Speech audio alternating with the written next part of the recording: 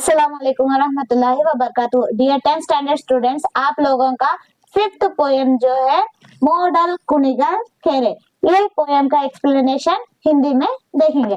सबसे पहले मॉडल कुनिगल केरे, इसका टाइटल का मीनिंग देखो। मॉडल मॉडल बोलते किसे बोलते हैं? ये एक दिक है। कौन सा बोले तो ईस्ट डायरेक्शन को क्या बोलते हैं? मॉडल बोलते हैं। कुनिगल बोले तो उसका नाम है, केरे लेक। यहाँ पे मॉडल कुनिगल केरे, जो ईस्ट में लेक है वो लेक के बारे में यहाँ पे एक्सप्लेनेशन पोयम है, उसका एक्सप्लेनेशन हिंदी में देखेंगे। सबसे पहले इसका कवि परिचय देखो क्या है। ಜನಪದ ಸಾಹಿತ್ಯವನ್ನು ರಚಿಸಿದವರು ಶ್ರೀ ಸಾಮಾನ್ಯರು। देखो ये एक पोयम क्या है? जनपद गीते है। ये जनपद गीते कहाँ से आया बोले तो हमें ये एक नॉर्मल इंसानों से पैदा हुई सी चीज है कहते हैं। ಆದರೆ ಅವರ ಭಾವ ಶ್ರೀಮಂತಿಕೆ असामान्यवादದ್ದು।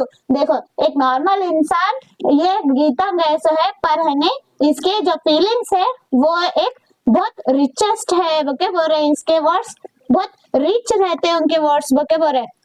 ಈ ಜನಪದ ಗೀತೆಯನ್ನು ಪ್ರತಿಘಟ್ಟ ಕೃಷ್ಣಮೂರ್ತಿಯವರು ಸಂಗ್ರಹಿಸಿರುವ ಕನ್ನಡ ಜನಪದ ಸಾಹಿತ್ಯ ಭಂಡಾರ ಸಂಪುಟ 1 ಇದರಿಂದ ಆರಿಸಿಕೊಳ್ಳಲಾಗಿದೆ। देखो कृष्ण मूर्ति सर्च करके हमें इकट्ठा करे सो पोयम है बोके बोल रहे।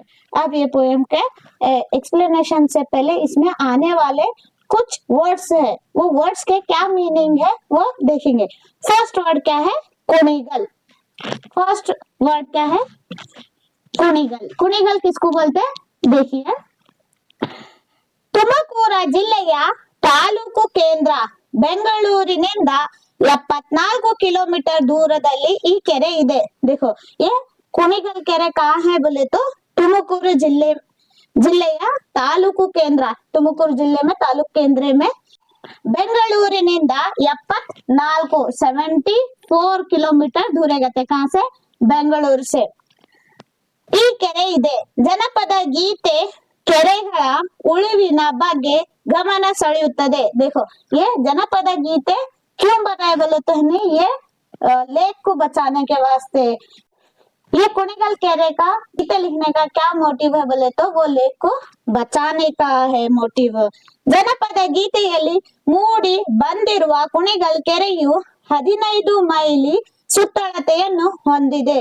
देखो ये पोयम में जो कुनिगल केरे ये लेक आया से वो कितने माइल है बोले तो 15 ಮೈಲ್ बड़ा है बोके बोल रहे। ಉತ್ತರ ದೇಶದಿಂದ ಬಂದ ಇಲ್ಲಿ ಸ್ನಾನ ಮಾಡಿ ಕುಷ್ಠ ರೋಗವನ್ನು ಕಳೆದುಕೊಂಡು ನೃಂಗನೆಂಬ ಚಕ್ರವರ್ತಿ ಕಟ್ಟಿಸಿದನೆಂದು ಸ್ಥಳ ಪುರಾಣ ಹೇಳುತ್ತದೆ। देखो इसकी हिस्ट्री क्या है बोले तो उत्तर देश से है एक इंसान राजा आके वहां पे क्या करता? पानी नहाता। पानी नहाने के बाद उन्हें उसके जो भी बीमारियां रहते वो पूरे बीमारियां दूर होते हैं बोके बोल रहे। वो राजा बोले तो नृंग ಚಕ್ರವರ್ತಿ ಏರಿಯಾ ಮೇಲೆ ಹೊಯ್ಸಳರ ಕಾಲದ ಪ್ರಾಚೀನ ಸೋಮೇಶ್ವರ ದೇವಾಲಯವಿದೆ। देखो ये ಕೆರೆಯ एरिया वो लेक के पास क्या है बोले तो ಸೋಮೇಶ್ವರ ದೇವಾಲಯ मंदिर है बोके बोले। ಇತ್ತೀಚೆಗೆ ಹೇಮಾವತಿ ಜಲಾಶಯದಿಂದ ಈ ಕೆರೆಗೆ ನೀರನ್ನು ಹರಿಸಲಾಗುತ್ತಿದೆ। देखो अब है हेमावती से वहाँ पे पानी की सप्लाई होती है लेक को बोके बोले। ये था केरे बोले तो कुनिगल के बारे में हिस्ट्री, कुनिगल की हिस्ट्री हुई। अब नेक्स्ट उसमें पोयम में आने वाला और एक वर्ड क्या है? भाव ತಂದಾನು ಬಣ್ಣದ ಸೀರೆ। सेकंड वन क्या है? भाव ತಂದಾನು ಬಣ್ಣದ ಸೀರೆ। अब ये पॉइंट के बारे में सुनो। ಕೆರೆಗಳು ತುಂಬಿದಾಗ ಬಾಗಿನ अर्पिಸುವ वाड़िगे ಈಗಲೂ ಇದೆ। ಕೆರೆ बोलते नहीं, ये लेक भरने के बाद है वहां पे क्या करते? ಬಾಗಿನ अर्पिಸುತ್ತಾರೆ। बागिना बोले तो ये नॉन मुस्लिम का रिचुअल है जो नदियों को चढ़ाते गए। ಈ ಸಂದರ್ಭದಲ್ಲಿ ಪೂಜಾ ಸಾಮಗ್ರಿಗಳೊಂದಿಗೆ ಸೀರೆ, ಕುಪ್ಪಸ ಹಾಗೂ ಹಣ್ಣು ಹಂಪಲುಗಳನ್ನು ಮೊರದಲ್ಲಿಟ್ಟು ನೀರಿಗೆ ಬಿಡಲಾಗುತ್ತದೆ.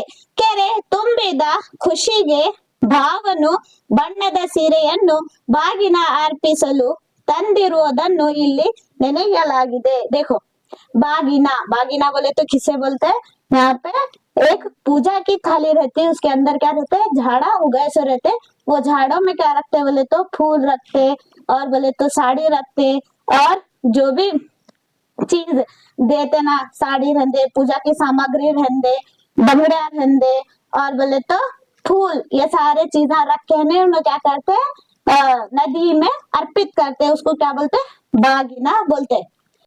ಥರ್ಡ್ ಪಾಯಿಂಟ್ क्या है बोले तो ಹೊಂಬಾಣೆ ನೊಡಗ್ಯಾವ, ಕೆರೆಯ ನೂರುಂಟು ದಷ್ಟ ಪುಷ್ಟವಾಗಿ ಬಾಳೆದ ನಿಂತ ಬಾಳೆಯ ಗಿಡಗಳ ಗಾಳಿಗೆ ಒದ್ದಾಡುವ ಪರಿಯನ್ನು ನೋಡಗ್ಯಾವ ಎಂದು ಹೇಳಲಾಗಿದೆ. ಹೊಂಬಾಣ नुड़ग्यावा, इसका मतलब क्या है बोले तो यहाँ पे कवि किसे बोल रहे हैं? बालेहन्नु, बालेहन्नु बोले तो बनाना ट्री। बनाना ट्री को जब पानी मिलता, वो पानी पी के है क्या हुआ, उसका झाड़ क्या हुआ? मोटा हुआ। मोटा होके है हवा के भाव से वो इधर उधर हिल रहा। बनाना ट्री में ज्यादा ताकत नहीं रहती स्टेबल रहने की, वो फप्पस रहता। अब ओके बोरे। नेक्स्ट फोर्थ पॉइंट क्या है बोले तो ಕಬ್ಬಕ್ಕಿ ಬಾಯಿ ಬಿಡುತ್ತಾವೆ, इसका मीनिंग देखो। ಕಬ್ಬಕ್ಕಿ ಜಲಚರಗಳನ್ನು ತಿನ್ನಲು ಆಸೆ ಪಡುವುದು, ಹೊರ ತೊರೆಯುವುದು। देखो कब्बकी बोले तो यहाँ पे वो परिंदा जो है मच्छियों का शिकार करता, वो परिंदे के बारे में बोले। कब्बकी बाई बिड़ुतावे, वो मच्छियों को खाने के वास्ते उन्होंने क्या करते हैं? अपनी चोंच को खोलते। इसका मीनिंग यही है। नेक्स्ट फिफ्थ वन क्या है बोले तो हाका कोंदूरु गोलू नौका कोंदूरु गोलू। इसका मतलब देखो क्या है मीनिंग। ಕೃಷಿಕರ ಉಪಕಸಬಾದ ಮೀನುಗಾರಿಕೆ ಬದುಕಿನ ಊರುಗೋಲು, ದೋಣಿ ಸಾಗಲು ಹುಟ್ಟು ಹಾಕಬೇಕು. ಬೀದಿ ರೀತಿ ಮೀನುಗಾರಿಕೆ ಬದುಕಿನ ಊರುಗೋಲಾಗಿದೆ, ಕೆರೆ ಉಪಕಸಬುಗಳಿಗೆ ದಾರಿ ಮಾಡಿಕೊಟ್ಟಿದೆ। देखो इसका मतलब क्या है बोले तो यहाँ पे मीनुगारिके, मीनुगारिके बोले तो फिशिंग को बोलते हैं। फिशिंग करने के लिए क्या करना पड़ता? छोटी बोट में बैठ के जाके जाल फेंक के और वो फिशों को पकड़ना, ये इनका न्यू काम चालू हुआ बोल के बोलते हैं। वहां पे नदी है तभी है ना वहां पे फिशेस आते हैं, नहीं तो पानी न रहा तो फिशेस न रहते हैं बोल के बोल रहे। नेक्स्ट सिक्स्थ पॉइंट क्या है देखो, बೊಬ್ಬೆ ಹೊಡೆದಾವ ಬಾಳೆ ಮೀನು ಬಲೆ। इसका मतलब देखो, ಬಲೆಯಲ್ಲಿ ಸಿಲುಕಿಕೊಂಡು ಮೀನುಗಳನ್ನು ನೀರಿನಿಂದ ಮೇಲಕ್ಕೆತ್ತಿದಾಗ ನೆಗೆದಾಡುವ ಪರಿಯನ್ನು ಬೊಬ್ಬೆ ಹೊಡೆದಾವ ಎಂದು ವರ್ಣಿಸಿದ್ದಾರೆ। बೊಬ್ಬೆ ಹೊಡೆದಾವ बोलते हैं यहाँ पे जब एक जाल में मच्छी को पकड़ते, वो मच्छी को बाहर निकालते, तब है वो मच्छी क्या करती? तिलमिलाते रहती। क्यों बोले तो उसको किसी भी तरह से वो पानी में फिर से भाग जाना रहता। उसका मतलब क्या है बोले तो बब्बे ಹೊಡೆದಾವ ಬಾಳೆ ಮೀನು, इसका मीनिंग यही है। अब हम क्या देखेंगे इसका पोयम। नेक्स्ट पार्ट में देखेंगे इसका एक्सप्लेनेशन।